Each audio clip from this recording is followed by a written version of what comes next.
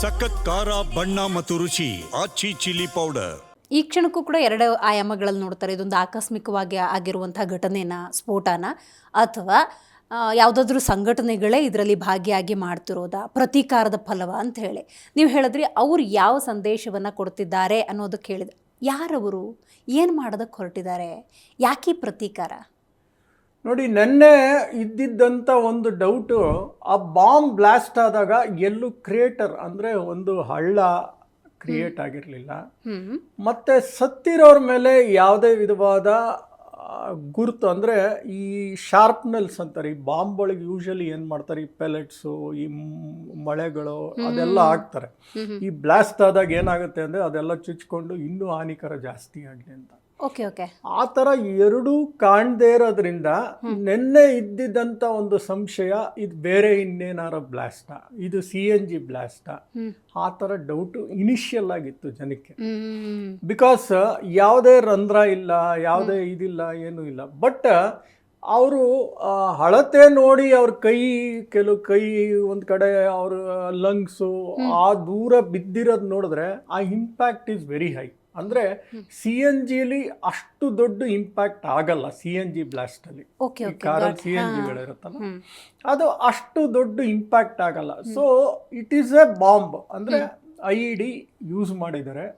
May be vertical blast ಆಗಿರ್ಬೋದು, ಅದು may be very high improvise device use ಮಾಡಿರ್ಬೋದು, ಹೇಳೋಕ್ಕಾಗಲ್ಲ. ಬಟ್ ಇಟ್ ಡೆಟೋನೇಟ್ ಮಾಡಿದ್ದಾರೆ.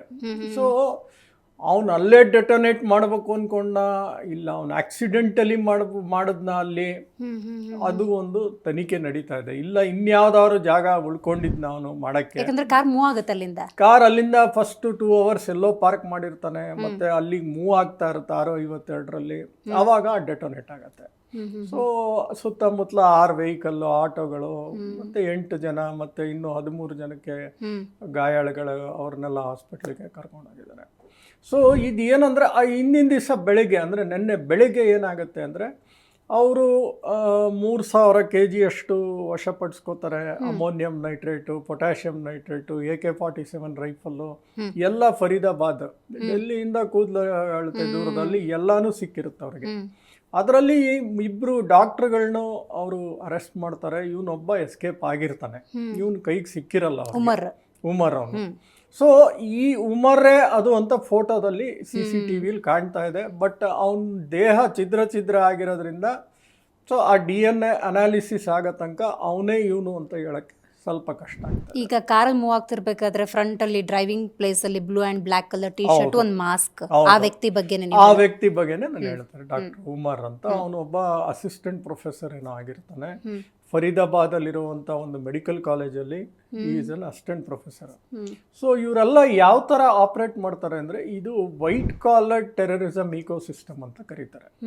ಇದನ್ನು ಜಮ್ಮು ಕಾಶ್ಮೀರಲ್ಲಿ ಆಗಲೇ 26 ದಿವಸದ ಹಿಂದೆನೇ ಒಂದು ಕಡೆ ಇಂಟರ್ಸೆಪ್ಟ್ ಮಾಡಿರ್ತಾರೆ. ಸೊ ಅವರು ಈ ಹರಿಯಾಣ ಪೊಲೀಸು ಮತ್ತು UP ಇವರೆಲ್ಲ ಜಂಟಿಯಾಗಿ 26 ದಿವಸದಿಂದ ಕಾರ್ಯಾಚರಣೆ ಮಾಡ್ಕೊಂಡು ಬರ್ತಾರೆ. ಯಾಕಂದರೆ ಈ ವೈಟ್ ಕಾಲರ್ ಟೆರರಿಸ್ಟ್ ಅಂದರೆ ಏನಂದರೆ, ಅವರು ಆಯ್ಕೆ ಮಾಡ್ಕೊಳ್ಳೋದೇ ಭಾಳ ಅತಿ ಓದಿರೋ ಅಂಥ ವ್ಯಕ್ತಿಗಳನ್ನ, ಒಳ್ಳೊಳ್ಳೆ ಕೆಲಸದಲ್ಲಿರುವಂಥ ವ್ಯಕ್ತಿಗಳನ್ನ, ಡಾಕ್ಟರ್ಸ್ ಆಗಿರ್ಬೋದು, ಈ ಇಂಜಿನಿಯರ್ಸು, ಸಾಫ್ಟ್ವೇರು, ದೊಡ್ಡ ಕಂಪ್ನಿಗಳಲ್ಲಿ ಕೆಲಸ ಮಾಡ್ತಿರೋರು, ಅಂಥವ್ರ ಮೇಲೆ ಯಾವುದೇ ವಿಧವಾದ ಸಂಶಯನೂ ಬರಲ್ಲ. ಈಗ ಪೊಲೀಸ್ಗೆ ಯಾಕೆ ಡಾಕ್ಟರ್ ಮೇಲೆ ಇಂಥ ಕೃತ್ಯ ಮಾಡ್ತಾನೆ ಅಂತ ಸಂಶಯ ಬರುತ್ತೆ. ಸೊ ಈ ಥರ ಆಯ್ಕೆಗಳು ಅವ್ರು ಮಾಡ್ತಾರೆ. ಇದನ್ನ ಆಮೇಲೆ ಅವ್ರು ಯಾವ ಥರ ಕಮ್ಯುನಿಕೇಟ್ ಮಾಡ್ತಾರೆ ಅಂದರೆ, ಹೈಲಿ ಎನ್ಕ್ರಿಪ್ಟೆಡ್ ಡಿವೈಸಸ್, ಅಂದರೆ ನೀವು ಅದನ್ನ ಎಲ್ಲೂ ಇಂಟರ್ಸೆಪ್ಟೇ ಮಾಡೋಕ್ಕಾಗಲ್ಲ. ಆಮೇಲೆ ದುಡ್ಡಿನ ಟ್ರಾನ್ಸ್ಫರ್ಸ್ಗಳಾಗಲಿ, ಕ್ರಿಪ್ಟೋ ಕರೆನ್ಸಿ ಯಾವುದೋ, ಸೊ ಸಡನ್ನಾಗಿ ಬ್ಯಾಂಕಿಗೆ ದುಡ್ಡು ಬರೋದು, ಸಡನ್ನಾಗಿ ಬ್ಯಾಂಕಲ್ಲಿ ದುಡ್ಡು ಮಾಯ ಆಗೋದು, ಅಂದರೆ ಯಾವ ಥರವಾದ ಡೌಟು ಬರಲ್ಲ ಇದು ಟೆರರಿಸ್ಟ್ ಆ್ಯಕ್ಟಿವಿಟಿಗೆ ನಡೀತಾ ಇದೆ ಅಂತ. ಆಮೇಲೆ ಅವ್ರು ಏನು ಮಾಡ್ತಾರೆ ಅಂದರೆ, ಈ ಕೆಲವು ಟಾರ್ಗೆಟೆಡ್ ಪೀಪಲ್ನೇ ಮಾಡಿ ಅವ್ರನ್ನ ರ್ಯಾಡಿಕಲೈಸ್ ಮಾಡ್ತಾರೆ. ಯಾರು ಎಜುಕೇಟೆಡ್ ಇರ್ತಾರೆ, ಅವ್ರಿಗೆ ಏನು ನೀಡ್ ಇರುತ್ತೆ ಅದು ಅರ್ಥ ಮಾಡಿಕೊಂಡು ಅವ್ರಿಗೆ ಆ ನೀಡನ್ನ ಪೂರೈಸಿ ಅವ್ರನ್ನ ರ್ಯಾಡಿಕಲೈಸ್ ಮಾಡಿ ಕರ್ಕೊಂಬರೋದು. ಅಂದ್ರೆ ವೆಲ್ ಪ್ಲಾನ್ಡ್ ಅಂತ. It is all A well planned group ಇದೆಲ್ಲ. ಇದು ಲಷ್ಕರಿ ತೊಯ್ಬಾ ಮತ್ತೆ ANG ಅಂತ ಇನ್ನೊಂದು, ಜೈಷ್ ಇ ಮೊಹಮ್ಮದ್ ಅದು ಬೇರೆ. ಅದು ಅವನು ಮಕ್ಸೂದ್ ಅವನ್ನ ಕೊಲೆ ಮಾಡ್ತಾ ಇದು ಆಪರೇಷನ್ ಸಿಂಧೂರದಲ್ಲಿ ಎಲ್ಲ ಇದು ಮಾಡ್ತಾರಲ್ಲ ಅವ್ರ ಇಡೀ ಫ್ಯಾಮಿಲಿ, ಅವನದು ಜೈಷ್ ಇ ಮೊಹಮ್ಮದ್. ಸೊ ಅದಕ್ಕೂ ಬರ್ತೀನಿ. ಸೊ ಇದು LET ಮತ್ತೆ ಈ ಒಂದು ಯೂನಿಟ್ ಸೇರಿ ಮಾಡ್ತಾ ಇರೋವಂಥ ಆಕ್ಟಿವಿಟಿ ನೋಡಿ. ಇವರು ಅಕ್ಟೋಬರ್ 30ಕ್ಕೆ LET ಅವರು ಒಂದು ದೊಡ್ಡ ಸಮಾವೇಶ ಮಾಡ್ತಾರೆ.